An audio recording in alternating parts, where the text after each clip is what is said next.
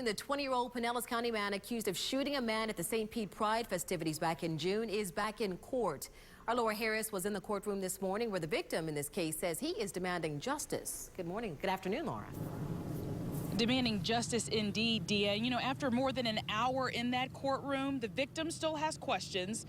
The suspect is back in jail, and you've got a judge that seems like she's done with all of it. We're not going to have a bond hearing because the defendant doesn't know what his address is. After about 70 minutes of starting and stopping in the bond hearing of 20-year-old Cornelius Davis, Judge Christine Hellinger was done. Davis not being able to give the judge his current address was the last straw. Most of the back and forth dealing with decreasing Davis's bond from $75,000 to $5,000 as requested by his attorney. The judge trying to make a determination for the father of 3 infants who has been sitting behind bars since his arrest. I understand the circumstances of this case are troublesome.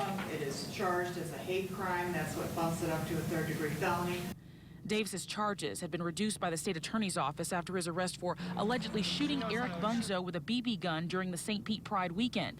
And Bunzo, who stood just feet away from Davis in court today, says he's been fighting for justice ever since. Okay, are you afraid of Mr. Davis? He says the reduction from aggravated battery with a deadly weapon to just aggravated battery is unacceptable.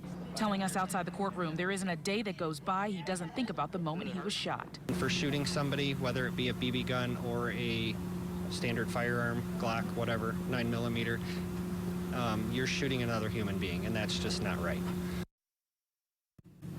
So the judge says they will revisit this hearing on Friday. Bunzo says he does not plan to be here or to attend for any of that. But he did tell me one thing. He says, one thing is for sure, and I do quote, he says, if you do the crime, you have to do the time.